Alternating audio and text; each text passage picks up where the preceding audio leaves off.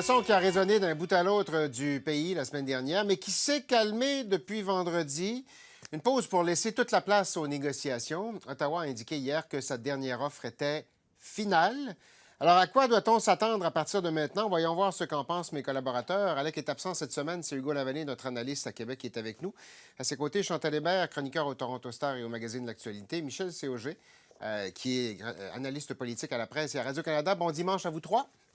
Bonjour. Bon, qu'est-ce que ça vous dit, Chantal? Là, il n'y a personne qui parle, ni du côté du gouvernement, ni du côté du syndicat. Tout le monde est assis à la table. Le gouvernement dit offre finale. Qu'est-ce qu'on comprend de ce qui est en train de se produire?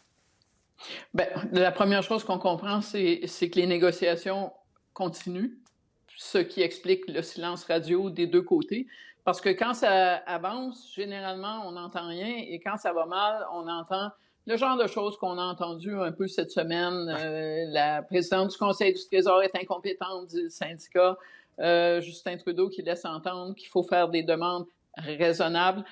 Cela dit, on s'entend quand le gouvernement ou la partie patronale parle d'une offre en disant elle est finale, ce que ça veut dire politiquement, c'est que si ça n'aboutit pas à une entente, la prochaine étape, c'est forcément Justin Trudeau qui doit trouver un allié pour faire une loi de retour au travail. Ouais.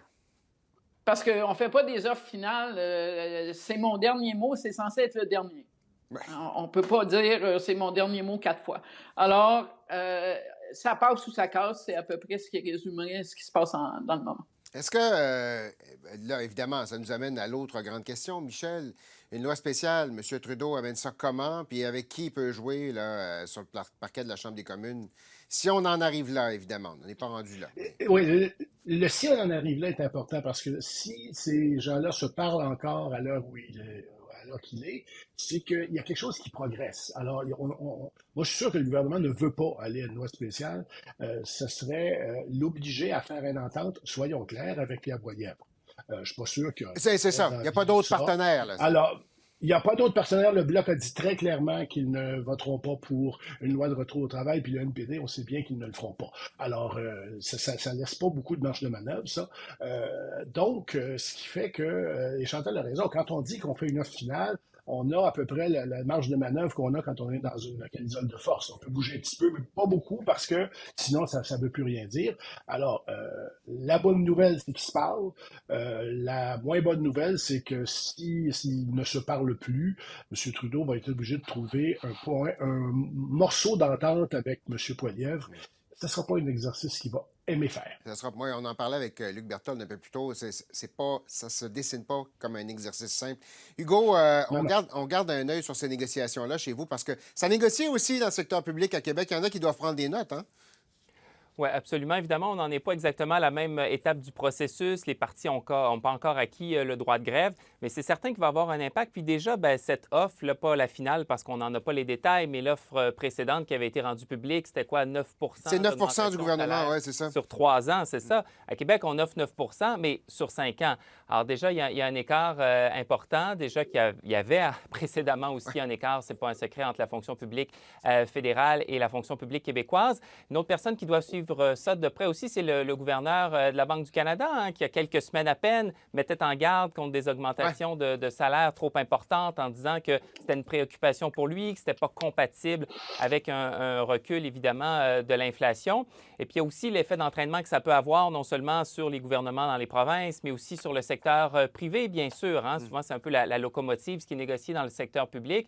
Sans compter, par exemple, de ces demandes sur le télétravail. Ouais. Ça, c'est intéressant. Est-ce que ça peut créer un précédent, forcer la main de certains employeurs qui sont peut-être un peu plus réfractaires? Enfin, pas nécessairement ça que M. Trudeau va avoir en tête. Là, on a l'impression qu'il veut régler ça au plus vite sans nécessairement tenir compte d'éventuels impacts sur le secteur privé, mais c'est certain que c'est suivi de près et que ça fait partie de l'équation.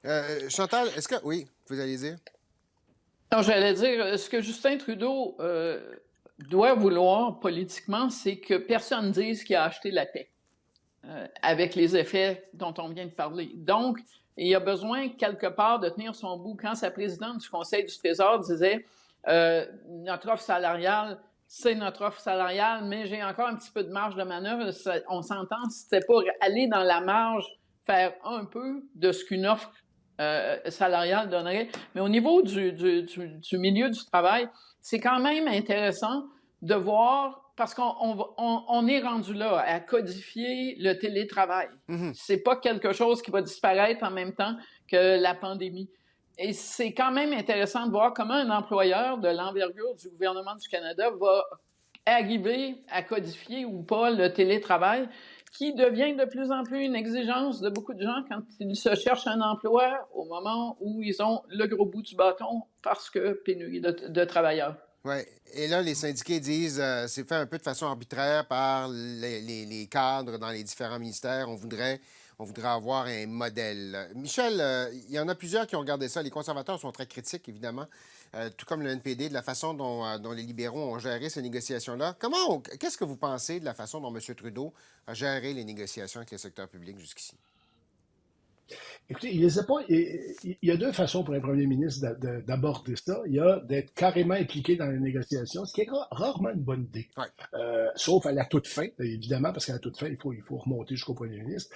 Alors, il n'a pas été très impliqué, mais en même temps, c'est comme ça qu'on doit négocier. Il faut laisser la table exister, avoir les discussions qui se passent à la table de négociation et tout ça. Sauf que, évidemment, quand on négocie avec l'État, ce sera la même chose à Québec dans quelques mois. La menace d'une loi spéciale est toujours là, même si on ne mentionne pas le mot, c'est comme Voldemort. À un moment donné, c'est clair qu'elle est là. Tout le monde le sait. Ça fait partie de la négociation, ça aussi. Alors, moi, je trouve que M. Trudeau avait pas d'intérêt à s'impliquer personnellement trop fort dans une négociation comme cela. Puis c'est rare qu'un premier ministre gagne quelque chose quand il le fait. Effectivement. Bon, on va mettre un terme à cette portion-là de la discussion sur l'analogie avec Harry Potter. Et on va passer... je vais vous faire entendre un extrait de M. Legault cette semaine, puis on va revenir sur un autre sujet qui a retenu beaucoup d'attention. Actuellement, on n'exclut pas que ça soit un métro, que ça soit un tramway, que ça soit un REM, comme à Montréal. Donc, il faut évidemment regarder quelle sorte de transport collectif il y aura dans le tunnel avant d'être capable de vous donner un estimé. Hugo, bon, là, on parlait du troisième lien pour le transport en commun. J'ai eu l'impression, quand j'écoutais M. Legault cette semaine, de rien entendre M. Legault il y a quelques années. Pas trop de détails, pas de coûts. Est-ce qu'on est en train de rejouer un peu dans le même film? Parce que le troisième lien pour le transport en commun, il va se faire, qui dit M. Legault, mais il n'y a pas beaucoup plus de détails que ça. Oui, effectivement, c'est assez saisissant de voir qu'on s'apprête à répéter un peu le même scénario parce que c'est ça qui a nuit beaucoup à la CAQ ces 2 dernières semaines. Là. On a vu qu'on avait fait des promesses, on s'était beaucoup engagé alors qu'on n'avait pas de données sur l'achalandage potentiel, pas de données précises sur les coûts de la première version du troisième lien en version transport en commun et autoroute. Et là, on s'apprête à refaire la même chose, ni plus ni moins, avec cette nouvelle mouture entièrement dédiée au transport en commun. On ne sait pas si le gouvernement fédéral va s'impliquer. M. Legault lui-même admettant en commission parlementaire qu'on n'a pas de détails sur le coût, pas exactement de détails non plus sur le tracé, sur l'achalandage, sur le mode de transport qui va être retenu.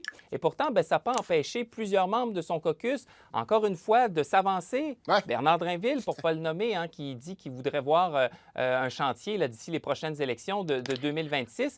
Comme si on n'avait pas vraiment retenu les leçons de cet exercice-là. Et c'est d'autant plus curieux qu'on voit justement à quel point ça affecte la crédibilité de M. Legault ces dernières semaines, depuis que l'annonce a été faite.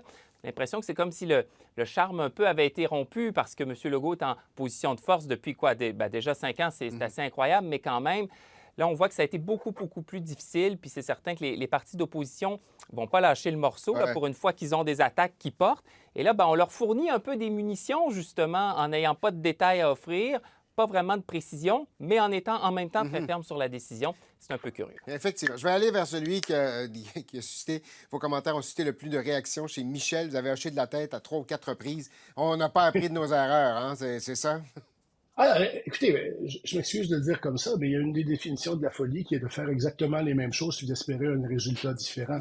Et comme je pense pas qu'au gouvernement du Québec, il soit fou, moi, je pense que qu'est-ce qu'on fait parfois quand on a fait un gros mensonge, on rétablit la vérité par étapes. Moi, je pense que le troisième lien est mort, le tunnel n'existera jamais. Mais là, on maintient la fiction du tunnel qui va être seulement pour le transport en commun, y compris en disant des choses qui n'ont pas de bon sens. Est-ce que ça peut être un REM? Ça, c'est un train suspendu. Dans un tunnel, ça marche pas. Non, mais alors, à un moment donné, là, il se dit trop d'affaires et assez peu de concret. La réalité, c'est qu'on le voit, c'est que si on fait le tunnel de l'autre côté du Saint-Laurent, à Lévis, il n'y a pas d'infrastructure de transport en commun conséquente. Alors, on ne peut pas amener les gens à la station Lévis et les laisser là. Et c'est pour ça que ça ne se fera pas à la fin. Et les gens de la Rive-Sud de Québec, il y a eu des sondages cette semaine, je comprends qu'ils sont faits à chaud et qu'il faut faire attention, mais les gens de la Rive-Sud de Québec, c'est le royaume de l'auto-solo. Ce n'est pas un endroit où le transport en commun marche très bien. Alors, Ouais. il faudrait peut-être faire ça avant de passer au troisième lien. Par étapes, oui, Chantal. Oui, bien, ce qui est rassurant, c'est que dans la phrase de M. Legault, il n'y avait pas de tapis volant. Pas de montgolfière, pas de balai à la Harry Potter, pour revenir à l'analogie Téléphérique. précédente. Ouais, Mais on est beaucoup, néanmoins, dans la pensée magique. Et la pensée magique, ça inclut le financement. 40 qui va venir du fédéral. Bon, d'abord, le fédéral ne s'engagera pas en l'absence d'un vrai projet sur la table avec des coûts des échéanciers. Mais deuxièmement, il y a quand même un os, là. Il va y avoir des élections fédérales avant le prochain rendez-vous québécois de 2026. Peut-être que Justin Trudeau va être élu, peut-être pas. Et s'il ne l'est pas, Pierre Poilievre, lui, dit « J'en veux pas, à moins qu'il y ait un lien automobile. » Ça prend des voitures. Il ne pas non plus. Ouais, ça lui prend des voitures. On dirait là, qu'on est dans un magasin de jouets, puis tout le monde est en train de mettre ce qu'il voudrait.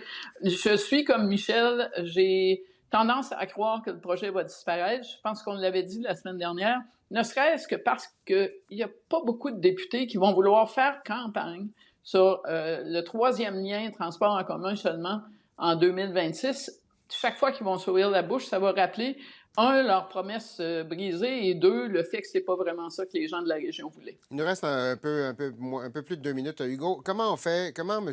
Legault peut-il mettre le couvercle sur cette marmite-là? Parce que là, ça fait 2 semaines que ça le hante, là, le troisième lien. Comment on fait pour changer de chapitre? En tout cas, on a hâte de voir son plan de communication, effectivement, parce que ça le poursuit. Et là, cette semaine, il y a eu cette tentative un peu si on veut, d'apaiser le caucus. Là, évidemment, dans un premier temps, on avait permis à chacun d'étaler sur la place publique ses émotions. Là, cette semaine, on a tenu le caucus spécial officiellement pour écouter les députés. On a l'impression déjà que c'est une première étape, non seulement pour écouter, mais aussi pour dire, on va mettre fin là, aux émotions qui s'expriment de part et d'autre, essayer de resserrer les rangs. Ça, c'est la première étape. Deuxième étape, ce serait probablement de faire diversion, de trouver un autre sujet. C'est là où M. Legault lui-même se nuit en alimentant justement avec cette fiction dont parlaient Michel et Chantal sur la nouvelle mouture du troisième lien. Là, il donne des prises à l'opposition qui, évidemment, s'en privera pas parce qu'enfin, ils ont le sentiment de trouver quelque chose qui peut vraiment nuire au gouvernement. Puis la meilleure preuve de ça, c'est probablement la réaction de M. Legault lui-même qui n'a pas eu des réponses toujours très élégantes. Cette semaine, on le sentait très irrité en chambre. Et bien, évidemment, quand on voit ça, du côté de l'opposition, on poursuit dans la même veine. Est-ce que Chantal, c'est ça l'erreur? M. Legault est en train de donner de l'oxygène à un truc qui lui pose des problèmes, c'est ça? J'avoue qu'il y avait des modèles de promesses rompues. Je vous ramène à la TPS et à Jean Chrétien. La première chose qu'on avait fait, c'est s'excuser. La deuxième, c'est passer à d'autres choses. C'était pas de dire qu'on va trouver un autre plan. Pas trouver on va changer d'acronyme. Ouais, c'est ça. Ouais, non. Et ça a réglé le problème beaucoup plus rapidement. À terme, normalement, la colère va s'apaiser. Mais entre-temps, le problème, c'est que c'est en train de devenir un problème de crédibilité. Est-ce que vous avez confiance dans la parole de François Legault? C'est ça la vraie question qui reste pas sans réponse, mais avec une réponse plus négative qu'il y a 2 semaines. Et ça, c'est un immense désavantage pour un gouvernement. C'est tout le temps qu'il nous reste, malheureusement. On aura l'occasion d'en reparler du troisième lien, probablement, parce qu'en tout cas, techniquement, c'est encore une promesse de M. Legault, cette idée de faire un troisième lien pour le transport en commun. Hugo, Chantal, Michel, merci d'avoir été là. Au revoir. Au revoir.